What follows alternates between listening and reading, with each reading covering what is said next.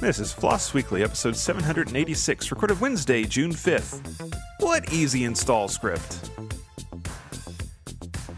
Hey, this week Rob joins me and we talk with Brody Robertson, a YouTuber, a commentator about things Linux, things Wayland desktop environments, and his odd decision to start his Linux journey with Arch, by the way. You don't want to miss it, so stay tuned. Hey folks, it's time for Floss Weekly. It's a show about free, Libre, and open source software. I'm your host, Jonathan Bennett. We've got a lot of fun today, but first off, our co-host is Rob. Hey Rob, welcome. Hello, good to be back. Yeah, it is great to have you. And we kind of put this together at like the 11th hour last night, so I appreciate Rob stepping in and being able to co-host. And we've got a really fun guest. You may have heard of him. Brody Robertson has a YouTube channel and a podcast. I think several YouTube channels, some other things. But he is kind of becoming something of a personality, maybe we could say, or a talking head, a commentator around the kind of the Linux ecosystem. And one of the places that I first became aware of him was sort of the some of the kerfluffle, let's say, around Wayland things, and the kerfluffle around Hyperland, and found it to be actually a pretty interesting voice, something of a voice of reason. Would be kind of the category I would put him into if we were going to categorize him like that. Rob, I know I've shared a couple of his clips with you. Are you familiar with Brody? I don't recall offhand, but I probably watched those clips that you shared with me. But okay, so Brody's job today is to convert Rob into being a diehard fan. And if he could do that, if Rob goes away and says, yeah, I've got to listen to more of his stuff, then Brody will have succeeded. Yeah, or I may not have even looked at the links that you shared with me. I don't know. So I must admit, that one's on me. The links for this show I sent just a few minutes ago. Like I said, it was kind of put together at the 11th hour. But that's all right. So yeah, I'm definitely a little less prepared than normal, that 11th hour kind of thing. But well, that's all right. Like I said, I think our show is going to basically turn into just the three of us having a great time geeking about all things Linux. I'm not going to faff about any longer. I'm going to bring him on, and I want to say, Brody, welcome to the show. How's it going? Hey, it is good. It's good to have you. Yeah, it's a pleasure to be here. The answer to your question before was 4 channels. There's the main channel, Brody Robertson, podcast channel, Tech for Tea, the gaming channel, Brody on Games, and then the React channel, which I haven't uploaded to in like 4 weeks. 4. But the main two are the main two, the podcast and the main channel. Okay. And so what's your niche? What do you really cover? What's your bread and butter of keeping people up to date on? Well, with the main channel content, right now the main focus, it's sort of shifted a bit, because early on I was doing a lot of videos on like how to use window managers, configuring window managers, things like that. Mm-hmm. Then eventually shifted into, there's a period where I was doing videos on Vim plugins. I don't know, don't question that period. Then it was Vim more like plugins. Yes, Vim plugins. Yes. Yes, okay, Vim plugins. Okay. There is a whole playlist of them. I can show you the playlist afterwards. I think I have a playlist, whatever. Doesn't matter. Then I shifted more into doing like software reviewy stuff. There's been some other things in between, but nowadays it's more a lot of Linux news stuff, getting people up to date on what's going on.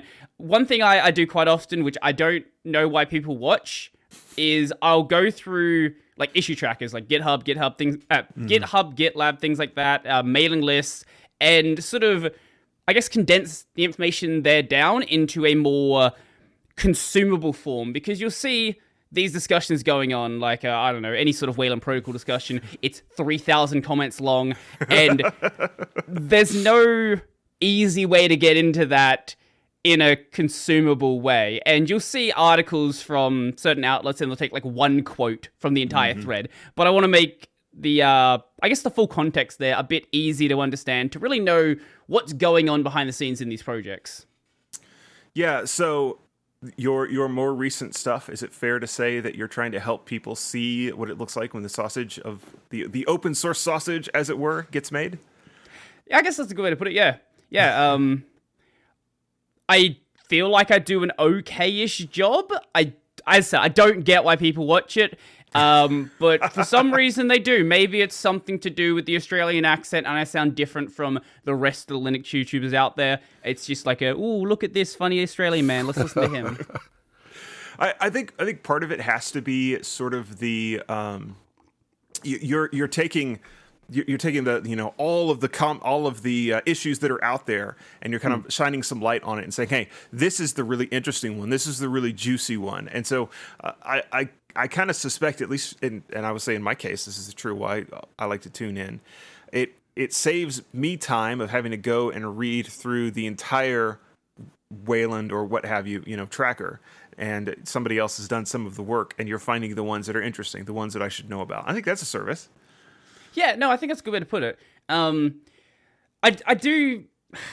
There's been issues where maybe I focus on certain aspects, and rather than focusing on the technical goings on, focus more on like the drama part of it. But I guess it depends on what I'm sort of focusing on in that case, and what I feel like sort of deserves the most attention. Because look, in some cases, the actual technical discussion isn't even the most exciting part. Like there'll be an argument about, hey, how do we position a window? Should we have a window have the ability to set an icon on itself?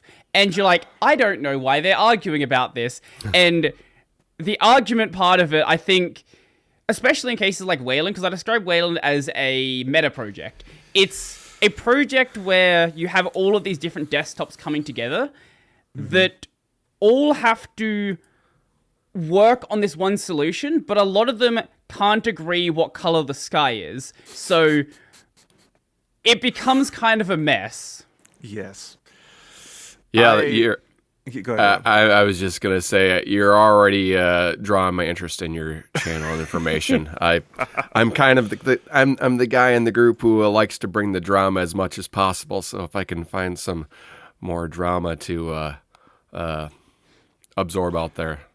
Well, that's not always what I do. Like, I'll also talk about, I'd still like to do some videos on, like, software pieces sometimes. I like to do these historical videos on old bugs, for example. Like I did a video a couple of days ago about the can't print on Tuesday bug, which is a bug from the days of Ubuntu 12.04, where due to a bug in the file application, PostScript files generated by OpenOffice could not be printed because the file application was detecting them as an Erlang Jam file, not a PostScript file, but only specifically when Chew was in the created by date or whatever the specific line was.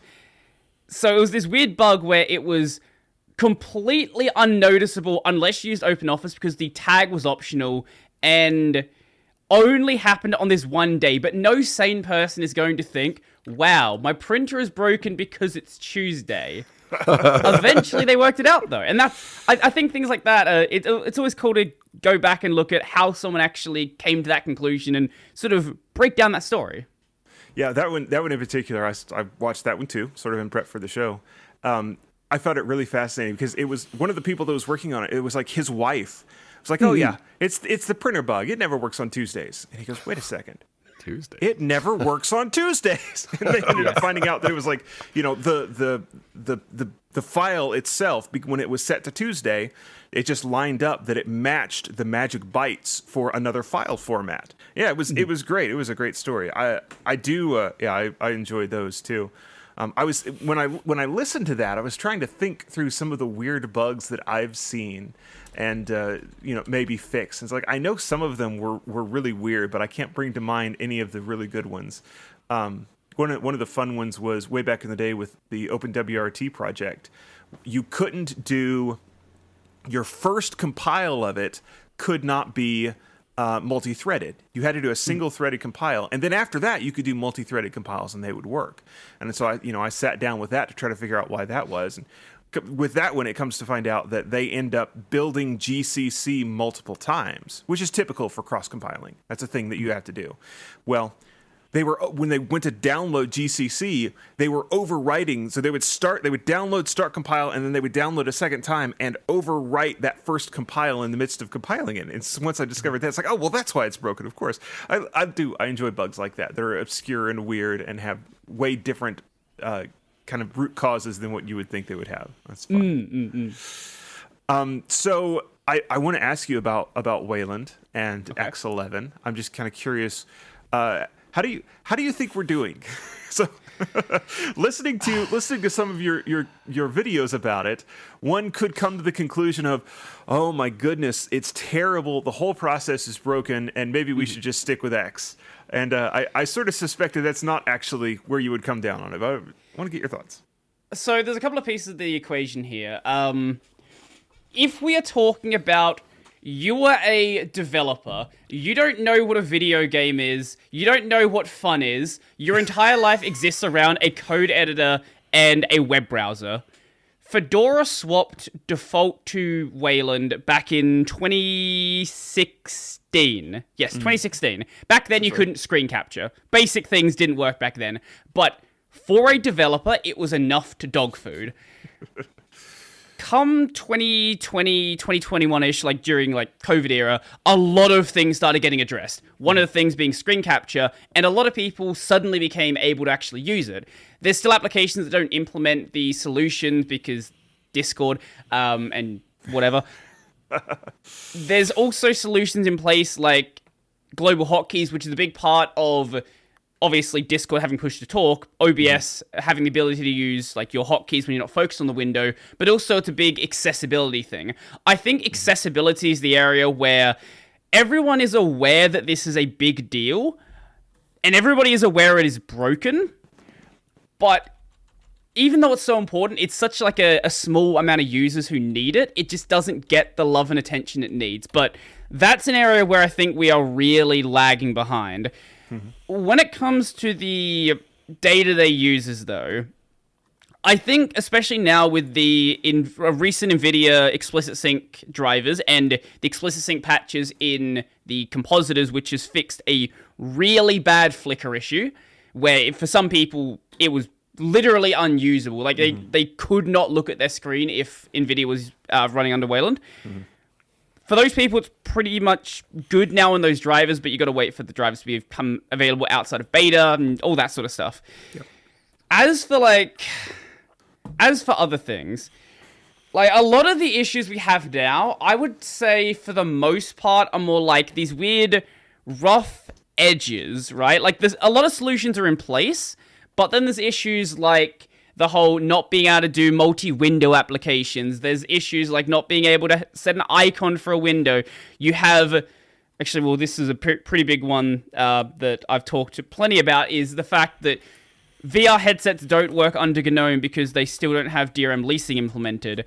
And all of these are important cases, but I would say they're more like issues as opposed to hard blockers now for most people. So my solution for this, so what I've been telling people, it's simple. You just need to run Fedora, use an AMD video card, and run Wayland, and everything pretty much just works. Now that's not actually true. There are bugs still, and there are things right now that are driving me crazy about that exact setup. I do often see I'm a pusher of Wayland these days, and I often see people saying things like Wayland's not ready, and I'm like, well, why not? And like blah blah blah on my NVIDIA card, I'm like, I think NVIDIA's just not ready. This is accurate. I would tell you NVIDIA does do like they have been working to improve things, but NVIDIA's not a GPU company; they're an AI shovel company. That's fair. That's fair. The other thing about this that really drives me crazy, particularly the most recent shakeup in Fedora, with Fedora 40, the KDE guys came along and they said, we're just not going to support X11 anymore. And 90% of everybody was like, oh, okay. And you had like two maintainers inside of Fedora and then a few other people around the fringes that just went nuts about that. And what drove me the most crazy about that is they're like, this thing doesn't work in Wayland and it's a showstopper. And everybody, myself included, was like, where's the bug report? Did you ever tell anybody that this is broken? It's like, if you guys would, rather than throwing a fit over this, would actually dive in and make bug reports and write code and try to actually fix things, Wayland would be ready by now. Oh, it drove me so nuts. I think in some of those cases, there actually are open bug reports. A lot of the stuff with one of the big threads I did see was regarding like art usage. A lot of the I'm not a big art guy. I do have like a drawing tablet here, so like I use it just for editing thumbnails. But my understanding is that Katie's like implementation and configuration tool for the drawing tablets is just not at the level that people want it to be at. And from my understanding, that stuff is reported, but again, it's like the accessibility stuff where it's important for a small group of people. Yeah. But it's very, very low down the list of priorities. And usually, unless you need it yourself, people aren't usually working on it, which is, it's just the problem you have where you have limited resources. Yeah. Right. Let me, Rob, I'm gonna let you finish. That's like the second time in 2 days I've used that meme, and it makes me seem really old. Anyway, one of the things in Fedora that one of the developers was complaining about is he had like this completely cursed setup where he had a laptop that was, 1200 by 600 and a 1080p display, and he's like, in X11 I can just scale these so that they look the same, but I can't do that in Wayland. And everybody that reads it is like, first off, why would you want to do that? That's cursed. And secondly, have you told, and there was no bug report. He opened the bug report, and within a couple of weeks, it was fixed. So Yeah, that's the sort of thing that drives me nuts. It's like this. Right. This is your big blocker, really? Oh, anyway, Rob, go ahead. I was just going to say, I think my big blocker when I was anti-Wayland and all X and was really due to like the screen capture, and when it comes to things like remote desktop, being in the IT support industry, being able to remote into someone's desktop and do what you got to do. And that just didn't work for the longest time. And after that got around, I was like, well, it all kind of seems to work for me. And after I got to dump in NVIDIA too. Yeah, that helped. Yeah, that's one of the cases where it is like a super hard blocker. And I think a lot of people mistake hard blockers for minor inconveniences. Right, like a hard blocker is you literally cannot capture your screen. You're doing some work where you need screen capture. A hard blocker is your GPU inflicts a seizure because your screen is constantly flickering. A hard blocker isn't window icons being broken or other little things like that. Like, it's Discord push to talk doesn't work, things like that. Like, yeah, it's annoying, and sure, maybe you'd prefer it to like work, but it's not at that point a reason to halt the entire development of this process. Yeah, one could argue I could have just got around to that with SSH, but that's a little tricky in some situations. Well, that was the other thing, right? For the longest time with Wayland, it's like, with SSH you can do SSH-X, and because X11 is transparent to all of this stuff. Network transparency. The fun thing about that is it's not, though. The amount of bubblegum and duct tape under the hood to make that SSH call work was painful, and X11 no longer had network transparency. It was sort of simulated. And there's also now Waypipe that just works and does it. So. Yeah, people don't know how broken a lot of modern applications are with network transparency. My understanding is Firefox just completely dies if you try to do network transparency at this point. I haven't tried it in a while, but that's my recent understanding. And I would not be surprised if a lot of other things just do not behave at all like you would expect. Because, yeah, you're right. Like, network transparency is a thing that made sense when... Well, the reason why it was there is because X11 was developed in a time where you weren't running your X server and your X client on the same hardware. You actually did run a client-server model. Now we have the hardware to run it on the same system, and that's very much just a holdover from the way it was originally developed, because there's no reason to redesign it when that's just the way it always worked. Well, I would go a step further than that and say there actually was a reason to redesign it, and Wayland is the redesign. That's true, yes. Well, there's a lot. Yeah, that's the other thing with Wayland. It's like all of the X11 developers are now working on Wayland. And this is interesting. One of the Fedora guys that's also sort of a RHEL guy was talking about this. apparently here in another few months, when the last RHEL release that is X11 only goes to long-term support, RHEL is apparently going to move their engineers off of doing bug fixes for X. And so it's actually getting ready to be kind of a dicey thing to run X anymore. I mean, it's always been a dicey thing, but that would be the end of RHEL 7. Yes, yes, it's going to be fun. Okay, so if we have, not that we have exhausted the Wayland topic, but there are some other things to get into. How about gaming? I know Rob and I are aficionados of gaming on Linux. Is this a thing that you do as well, Brody? Oh, absolutely. Yeah. I've said before that whilst I started using Linux during a time where I wasn't gaming, if I couldn't game on Linux, I probably wouldn't be daily driving it at this point. Like, yeah. For me, like, yeah, it's an important use case. Well, it's true. And you do some Let's Plays, don't you? Yeah, I have a streaming channel. I will be live there in about 8 hours from now for anyone who's watching this live. I'll take a nap first, though. I'm doing a co-op stream of It Takes Two with a mate of mine. And the other stream I'm doing right now is Sekiro. Cool. So, when was the last time that you bought a new game and went to fire it up on Linux and had anything other than just a stellar experience? Of a new game? There was a game I played recently, which is a very edge case game, where on Arch Linux, this is actually an issue that every distro is basically fixed now because of this game and a couple of others. This game had an issue with memory maps, where the default number set by the kernel was just too low, and the game would use all of them because it's designed terribly and just ruins your entire system. But it's the way it works, and it's the way it was designed on Windows. But changing that setting, it works. Besides that, I've had issues with older games where they use weird cutscene formats and cutscenes just don't play. Yeah. But besides that, no. The only other issue I had was it was just a core issue with my system, and I had a driver issue, and nothing was working properly. But the games itself, no, it's pretty much been good. I'm not a big multiplayer guy for the most part, so I don't deal with a lot of the anti-cheat stuff. But yeah, it works well. Have you been around Linux and Linux gaming long enough to remember the bad old days where, you would have to wait a couple of years after a title released for it to finally start working in Wine?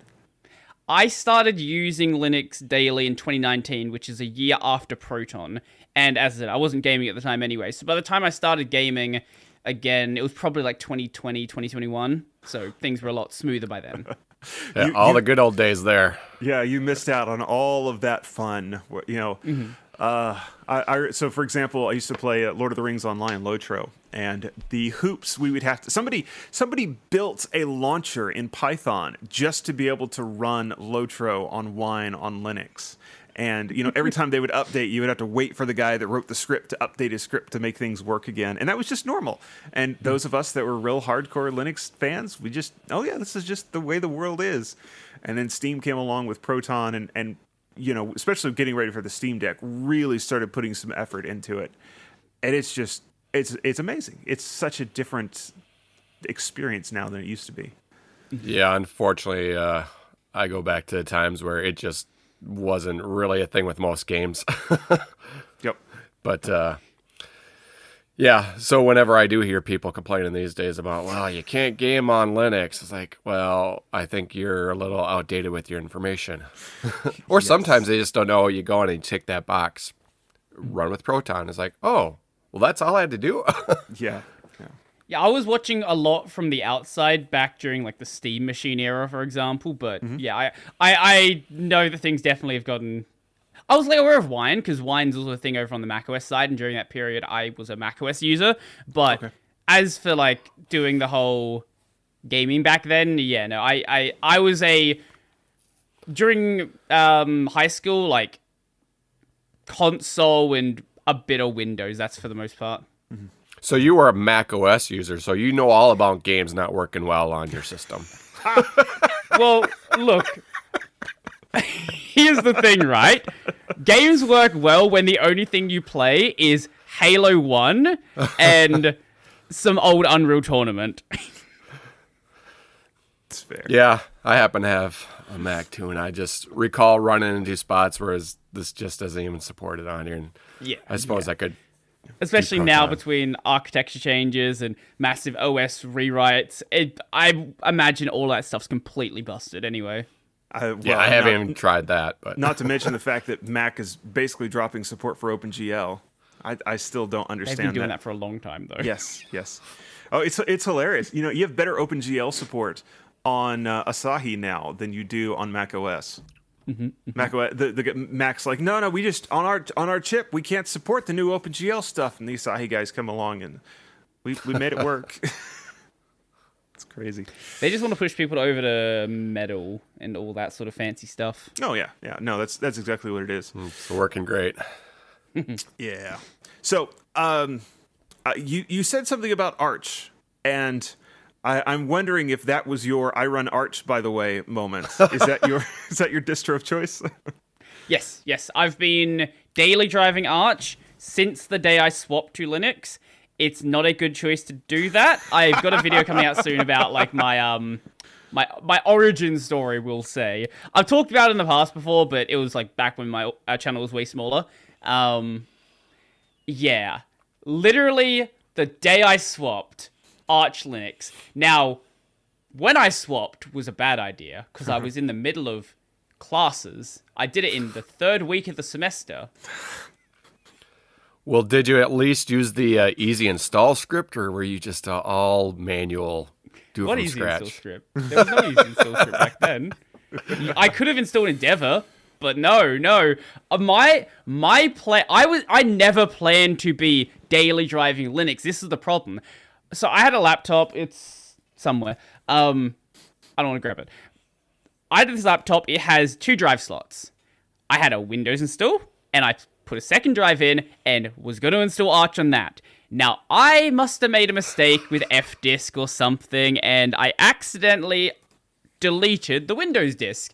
So I was like, you know what? We're here anyway. Let's just do it. Now, I did back up my files, luckily. I didn't lose any like classwork or anything, but yeah, the whole swapping to Linux fully at the time was very much not planned. I had an experience like that back when I first went to Linux in, what would that have been? Early 2000s, I think. Yeah, somewhere around there, like 2000. I don't even know. Some early 2000s, somewhere around there. And running Windows XP at the time. And my laptop, because I know now it's because it was a spinning hard drive, conventional hard drive. But I would have to reinstall Windows XP about once a year to keep it running reasonably well. And I discovered Linux. I think it was dual booting at the time, and Windows XP popped up and said you got to go to your C drive. And careful, modifying files in here could damage your system. Are you sure you want to continue? And I just sat and I looked at that for a while, and I'm like, I don't really want an operating system that treats me like this. So that was my point where I'm like, okay, I'm done with this. I'm gonna go Windows for Linux for all of my stuff. That was back in the day when we still called it Fedora Core. I don't think I've ever made a mistake like that exactly, other than accidentally overwriting the bootloader or something like that. But I have, I was dual booting Windows and Linux for off and on for years, and not too many years ago, my Windows drive died. I'm like, well, that's all right. I ordered a new drive with the intention of reinstalling Windows just so it'd be there, and I still have a brand new unused drive that I've never even bothered reinstalling Windows or anything on. So I have a spare drive sitting around. There you go. What desktop environment are you in these days, Brody? Right now, I'm in KDE. Not the long-term solution. I swapped over with Plasma 6 because I wanted to just I hadn't daily driven KDE before, so I wanted to see what it was like. I want to see, is the grass actually greener? Look, it's greener in some places, but the rest of the grass is dead. Before that, I was on Hyperland, and I've used a lot of, I've used Awesome, WM, i3, BSPWM, things like that. But my next endeavor is going to be Cosmic when System 76 gets the alpha ready for that. Yes. So that's actually the direction I was going. Cosmic looks really interesting, doesn't it? Yes, it does. Yes, it does. I like to bully Carl about the light theme and his choice of accent colors, but besides that, I think it is really good. Yes. Have you tried it out yet? I've not had a chance. My entire opinion on it is based on what I've seen from the demos and all of that. I've not had a chance to actually try it yet.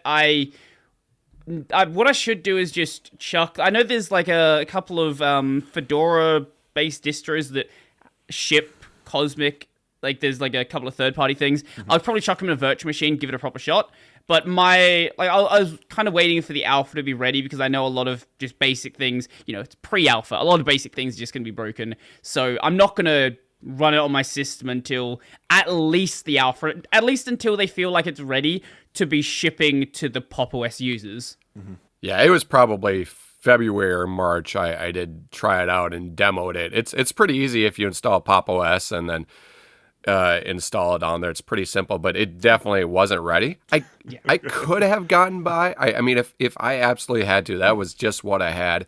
Right. You could run it. You just don't have some settings there, and you could do some things in command line, or even I tested, found you could still start up the GNOME settings and stuff like that, and worked halfway. But yeah, it was a nice looking environment. It definitely looked promising. Yeah, what interests me so much about Cosmic is that it's so, in some ways, it's so cutting edge, and it's intended to be like a desktop environment for the regular user. So you've got some of these that are new desktop environments, like Hyperland, for instance. I mean, that is very cutting edge, but it is aimed at a very specific type of user, right? Whereas you've got your kind of general use case desktop environments, GNOME and KDE. Well, those have all of the baggage of having existed for however many years they've been around. I think it's really interesting that Pop! OS is coming along and saying, all right, we're going to build a desktop environment from scratch. We're going to do it in a modern language, Rust. We're going to do it with the modern backend, Wayland. And so it's not going to have any X11 baggage connected to it. And I think that's really fascinating. That's why a lot of us are kind of keeping our eyes on it, trying to see, what can they come up with? What can they do without having the baggage? And what new ideas can they come up with for kind of the general populace? And that's what's exciting about it. Yeah, I think what I really like about Cosmic is they aren't designing a desktop in a vacuum. They aren't saying, okay, we're going to make a desktop environment and just pretend like the last 25 years of, maybe even longer, 27? Whatever. About 27 years of like GNOME and KDE have just never happened. Things that they resolved years ago, Cosmic's like, okay, yeah, good solution, let's do that. Other things where maybe KDE is lagging behind on something, like, okay, well, people have had this, like one of the things is the way virtual desktops work. So on KDE, if you swap your virtual desktop, it changes the virtual desktop on all of your monitors. On a window manager, on something like i3, it'll change it on the individual monitor. This has been open on KDE as like a bug for about, I think since KDE 3. Yeah, since KDE 3. So it's a bit of an old one. And the Cosmic guys are like, okay, let's just do that. Let's just make it work. And you're right, like it's getting rid of a lot of that baggage. One of the things I do think is going to be interesting with it is with them using Rust, it's not them just using new toolkits. They are the reason there is GUI toolkits, really. Because there were GUI toolkits for Rust before, but they were like fairly new. Because Rust is a really new language, and GUI Rust is even newer than that. And if you look at Iced, they are the top contributors. Like, pretty much all the top contributors for us System 76 people. Like, they are really trying to make this happen. And Iced is good, but it has a lot of... Well, the documentation's rough. Very, very rough. Well, But... Yeah, that's fairly common for when a tool like that is under heavy development. It seems like documentation tends to lag behind, and I guess one of the measures of how well System 76 is doing is whether they spend the time and resources to catch the documentation up as they go along. Oh, Let's see if they do. Yeah, there was a lot of concern, I know, or a lot of doubt when System 76 went into making their own distribution, and nobody believed that was going to be worth their time or was going to go anywhere. And I mean, Pop! OS, I'm not a user of it, but it did turn out to be a really good distribution. So, I'm not really doubting them with Cosmic as I and many other people did when Pop! OS came out. System 76 is a weird oddball in the Linux space because obviously Ubuntu is backed by Canonical and they put a lot of money into server development, but System 76 is a company who their entire business model revolves around desktop Linux. They sell desktop computers. They still sell there's still server hardware as well. Sure, there's that as well, but their main product SKU is their laptops, and there's desktops as well matter, but the main thing's the laptops. And that means you have a company that has a vested interest in making sure their desktop experience is as good as possible. And they just sort of exist as an outlier. There's no other entities that do both of these things, both be a hardware seller and also make an operating system and make a desktop, or make a distro, make a desktop as well. Yeah, unless you're Apple. Well, yeah. I mean, in the Linux space. Yeah, you could almost make an argument that that's what Sun did on the server side of things. But yeah, that is interesting. All right, so there's one other thing I wanted to make sure and cover, and then we'll kind of go into more freeform. But I want to ask you about this. Are you watching the mess around Windows recall? And what are your thoughts on what that is going to mean for Linux? Well, I did put a video out yesterday. I don't know what I tapped into with this video, because this thing is doing the rounds right now. It is at 75,000 views, which is over double my next top video. Yeah. My views are over the last 48-hour period are triple what they normally are. I tapped into something. Yes. I think recall is it's one of those things where it feels like the engineers at Microsoft sat in a circle and they're like, "Hey, we have this Copilot thing. Let's go. Let's do something really cool with it."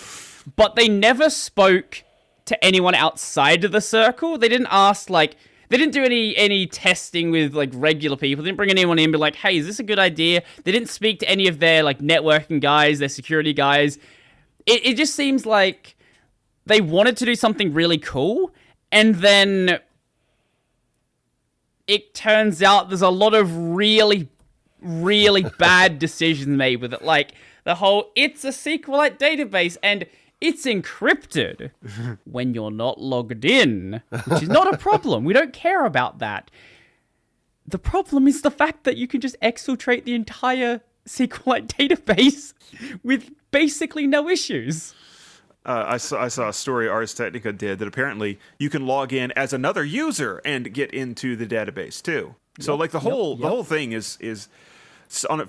There are broken things about their security model, but I think most people don't care about that. Most people don't know what a SQLite database is, but the idea that their computer is intentionally taking screenshots of everything they do every 5 seconds, I think that kind of taps into the creepy factor.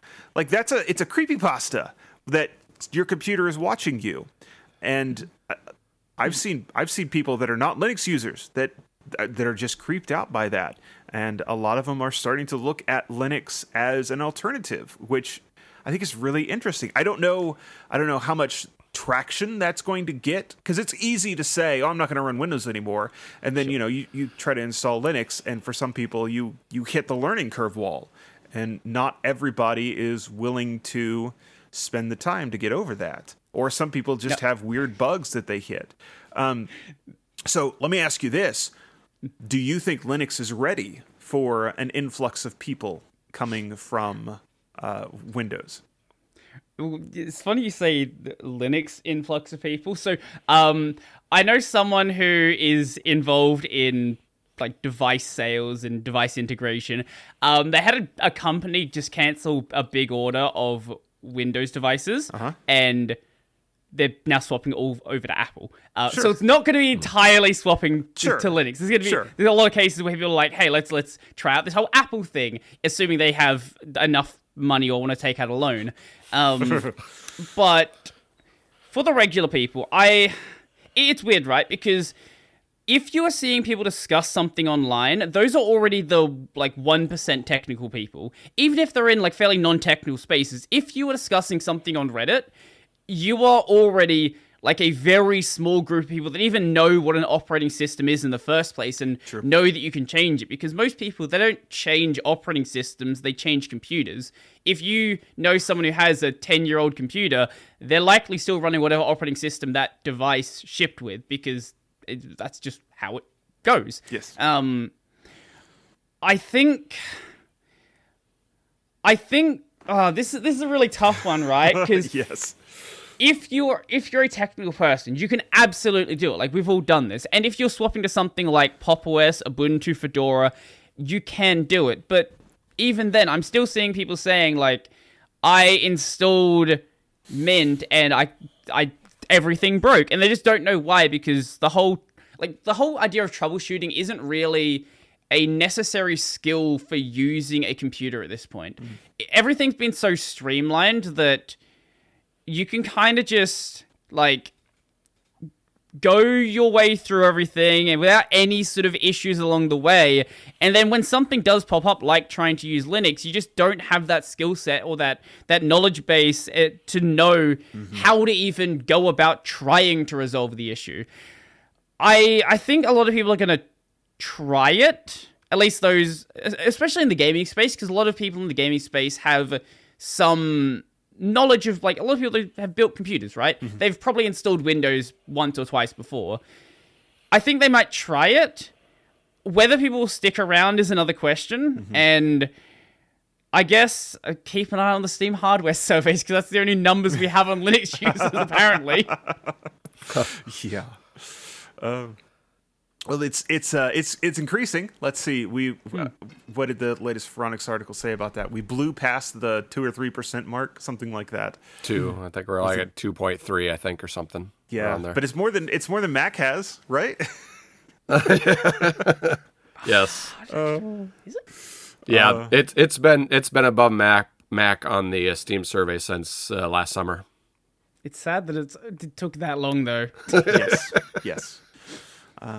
So I think I saw another one of your videos talking about the distros that we should recommend to new users. And you kind of touched on it now, but this is something I see too, and it drives me nuts.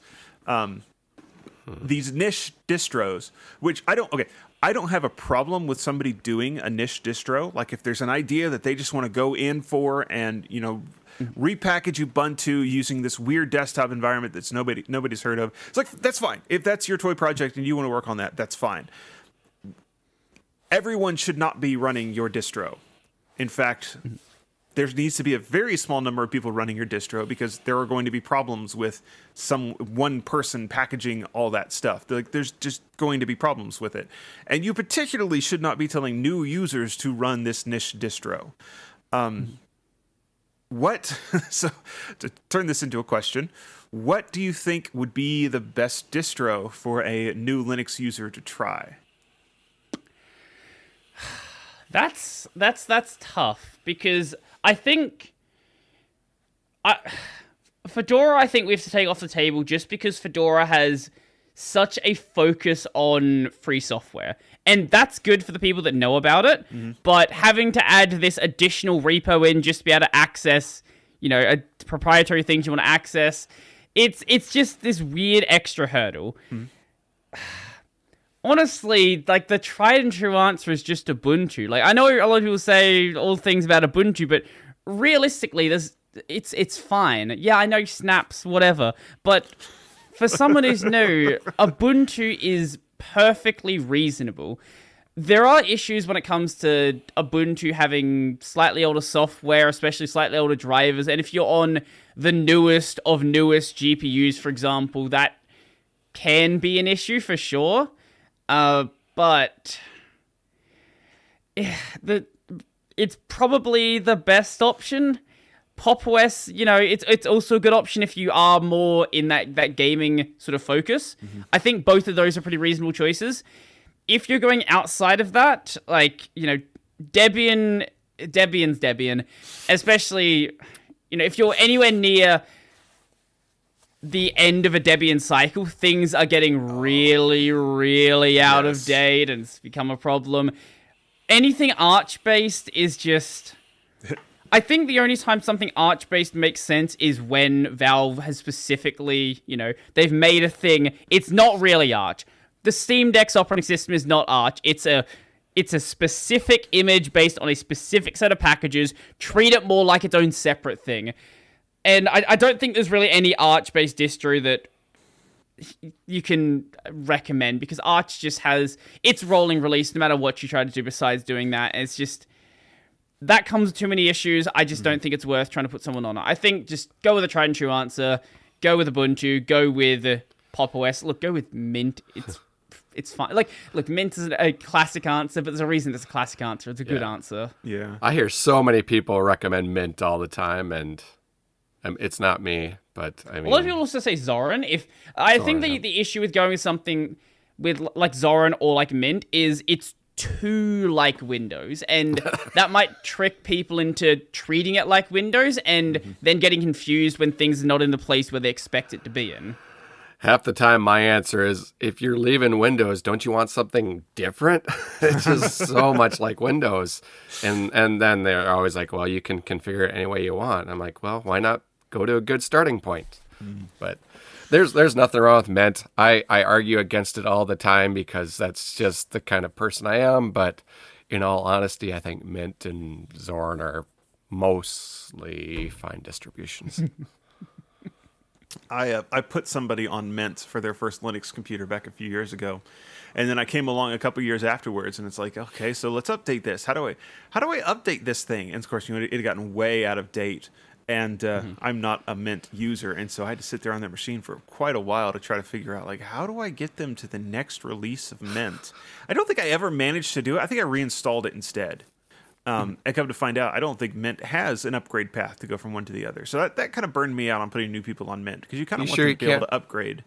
I'm sure there's a way to do it, but like there wasn't an easy way to do it, and it wasn't my machine, so I didn't want to spend hours and hours and hours fighting it. I thought you could use the same Ubuntu, the dist release upgrade or whatever it is. Do release upgrade. So the fact that you have to have this discussion about how to do it already means there's some issues with a new user trying it. Sure, exactly. I mean, to be maybe not to be fair, but I mean, Zorin literally did not have a upgrade path until, was it a year? Maybe it's been 2 years already. But I remember the announcement when they finally put that in there. And I think it was just beta then. I don't even know where it's at now, but. So I know you literally couldn't for that. Yep. And before all the Mint people come and tell me, here's how you do it, I'm pretty sure that was actually LMDE, the Linux Mint Debian edition. And so that's even yet another step removed from mainstream Mint. I would not put them on the same distro now. Looking back, I would probably go with Fedora. Probably Ubuntu, honestly, because this was back before Pop! OS was really good. Yeah, I don't use Ubuntu on my desktop. But just like you, Brody, that's the one I recommend to people all the time. Mainly, I say stick with the mainstream, Ubuntu mainly. But then, if you want to go out there, Debian or Fedora. But there's these, things like you mentioned that might catch. I think once you're familiar with stuff, you can always branch out. But yeah, the first step should just be something where it's fine. Like it's not great, it's not perfect. It's just fine. Brady, have you messed with Atomic Linux at all? Not a ton. I do think the concept is really cool, and I have said if I was gonna set up, like, I want to set up a capture PC at some point. I really should, because my capture setup is really not good. But if I was gonna do a capture PC, I probably would just chuck something Atomic on it. I think nowadays the idea of Atomic distros has gotten a lot easier thanks to the existence of DistroBox. One of the issues that Atomic distros had early on is just software availability. And if you weren't going to have a distro that had all the software available, you'd have to have a bunch of layered packages, and layered packages slow down your update process massively. Nowadays, a lot more things are available on FlatHub, available as snaps, available as app images, and it is a lot easier, but at the end of the day, there's going to be some things that are missing, and DistroBox has massively smoothed out that process. So speaking of, do you have, we're just going to ask about all of the Holy War topics. Do you have an opinion on the Snap, Flatpak, and app image war that we are currently in?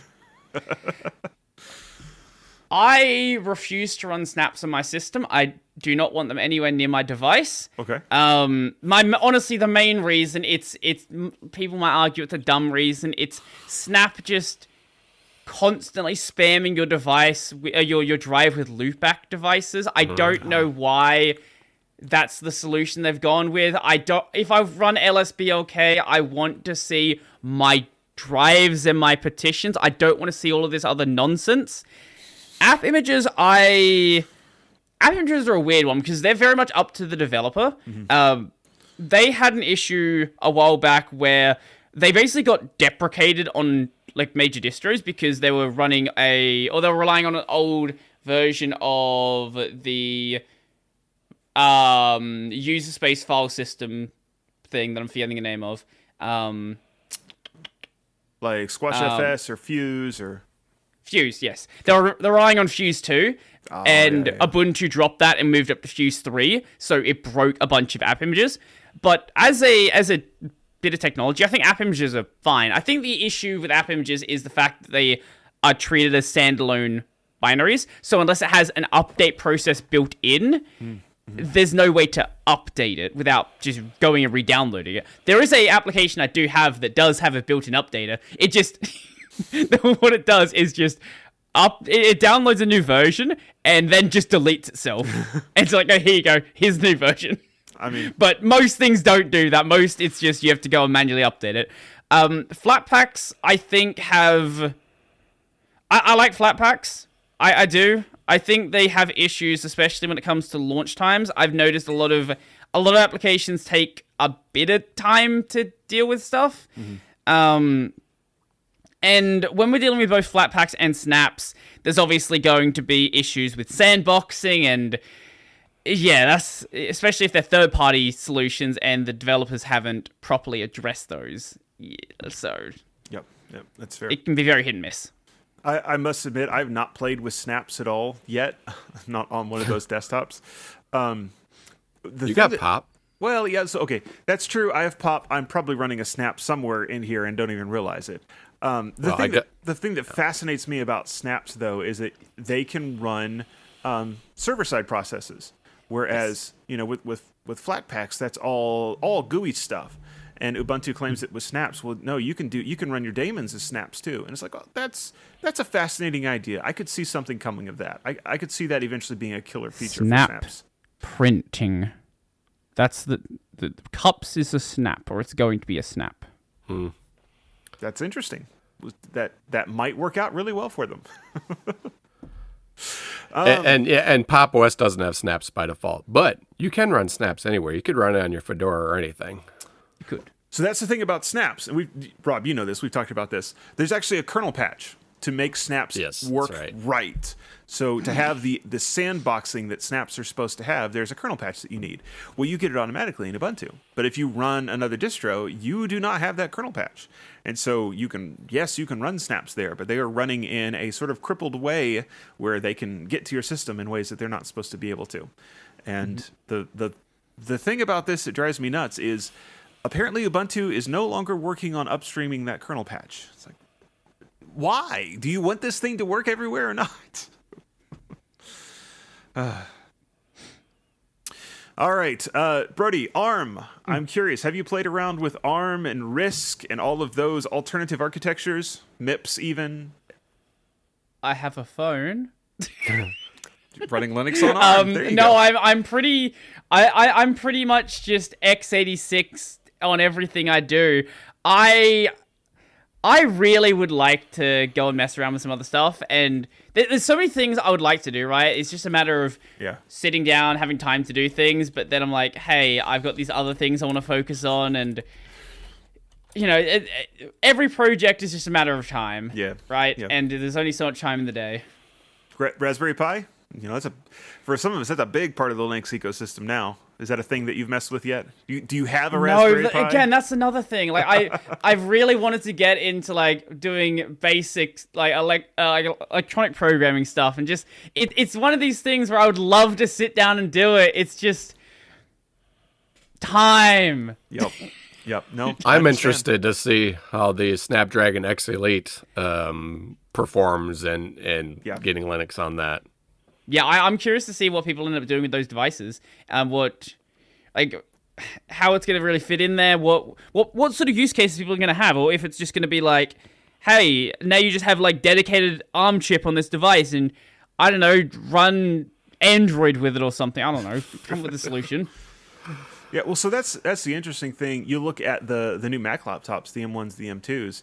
We've got with Asahi, we've got now a great version of Linux on them. The thing about it is you have to jump through the hoops to be able to do the install on it. And that's something I'm curious about, how it's going to work with the Snapdragon laptops when they come out. Because historically, ARM has been difficult to boot Linux on. Like, it's been fiddly. So either you have to go in and fiddle with U-boot, which I've spent the last 48 hours fighting with U-boot, and I just... U-boot is a great project. Thank you to the guy that wrote U-boot. It's great. It makes things work. I hate messing with U-boot. On x86, you have, well, it used to be, you know, your BIOS, and now you've got UEFI. And like most of the time now, Linux just works. You push your flash drive in or your DVD or whatever, and it says, oh, hey, do you want to boot from this? And you say yes, and it just works. It's great. On an ARM, historically, you've had to fiddle with it for hours and hours to finally get it to work, and then you do an update, and it breaks again. You got to I'm a little jaded about running Linux on ARM just because of that. Like the Raspberry Pi, they've got it down. They figured out how to do it. But so many of these other devices, it's so fiddly to get it to work. It's such a pain. Well, what I'm reading here is that the Snapdragon X Elite supports UEFI based boots. So, and this is the solution that is hopefully going to rescue everyone, and that is that they have started doing UEFI on ARM. And if more companies would move to that, you know, more of these devices, they'd write the firmware to do it. Things would begin to just work on ARM like they do on x86. And I have some hope.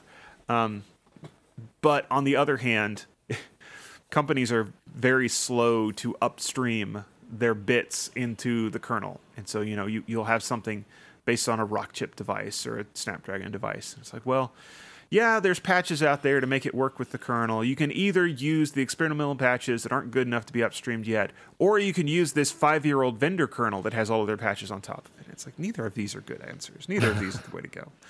I don't like A or B. Is there a door number C? I know that there's some stuff that Intel's working on as well, and Intel's generally pretty good at getting things upstreamed, so I don't know, maybe something will happen there. Yeah. Intel is known when they want something upstream and someone else is working on it. They're known to just buy the company that's working on it to be able to get it upstreamed. Like the real-time patches. Apparently someone at Intel said, we really need to get more of this upstream. So they just bought the company, and it's like, we'll do it this way. Okay, so what if you had we're getting close to the end of the show, so I'll ask you some wrap-up questions. If you had a magic wand and you could just change something about Linux for the Linux desktop, what do you think, what would you change? Do I want people to get angry at me? Yes. It's fine. I would like to instill a BDFL in the Wayland project. I think they need some leadership. Benevolent dictator for life inside Wayland. I'm in agreement with this. Wayland is too much designed by committee, and they need somebody in charge of it. I agree with that. It is the dictionary definition of design by committee. They literally have a committee of people who vote on changes. I'm in agreement with this. I'm for it. That would take a magic wand, though, to be able to pull off. It definitely would. Fork it. Start over. Well, yeah, it's good. Well, That's not over, but that's really the way to fix that. And it's funny because other projects have had this experience where someone forks it. A lot of people move over to the fork, which in some cases gets run differently. And then the fork is so successful that finally the guys that running the original project are like, you know what? Let's just let the fork be the project. So GCC had this happen way back in the day. OpenWRT had this happen, and both of those big successful projects both had these forks that the forks did so well that they kind of got folded back in with some of their changes becoming official in the way the project was run. So yeah. Maybe that's the way to do it. Maybe we need to find a benevolent dictator and fork Wayland and give the fork of Wayland over to the BDFL. I don't know who would do it. That's the problem. Because a lot of the people I don't think are in that position. There are a couple of people I think could do it. It's just I don't think they want to waste their entire life away doing that. Yes, that is indeed a life position. It works for the kernel because the kernel has critical mass, and there's now enough money tied up in the kernel that you can give Linus Torvalds and Greg. You could pay them. Like, there's enough money in the ecosystem now that you can give them a comfortable salary to be essentially benevolent dictators for life. I don't know that there's that much money in Wayland yet, so. We'll see. That's an interesting answer, though. I like that. Rob, anything you want to get in before I ask our final questions and we look to wrap? I don't think so. Okay. All right. I'll pass. All right. So, Brody, let me ask you these final two questions before we let you go. What is your favorite text editor and scripting language? Terminal-based text editor, NVim.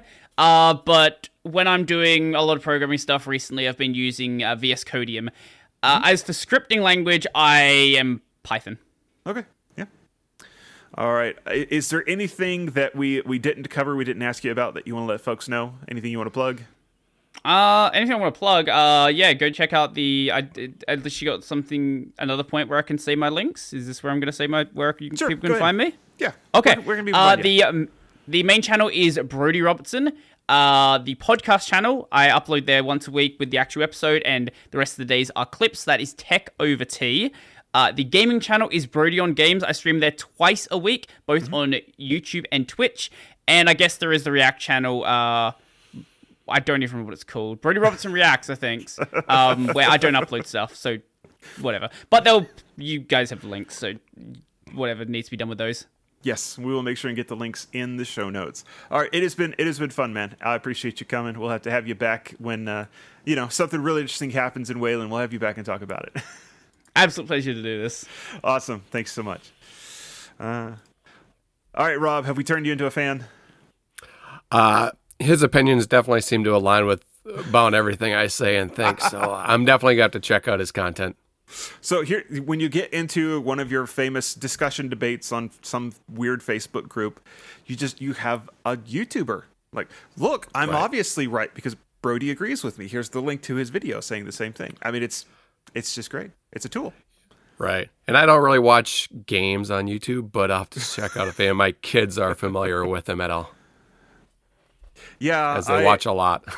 I don't need any more Let's Players to follow. I have too many of those already from, being on YouTube for years and years. But I definitely appreciate the Linux commentary and the Wayland stuff. And was fun to talk to him. Enjoyed it very much.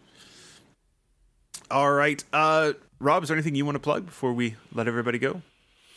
You guys can come find me connect with me. That is at robertpcampbell.com. And on there you can find links to my LinkedIn, Mastodon, or as many of you may know, you can come catch me on the Untitled Linux show with Jonathan, which I haven't been on for a couple of weeks, but I'll be back.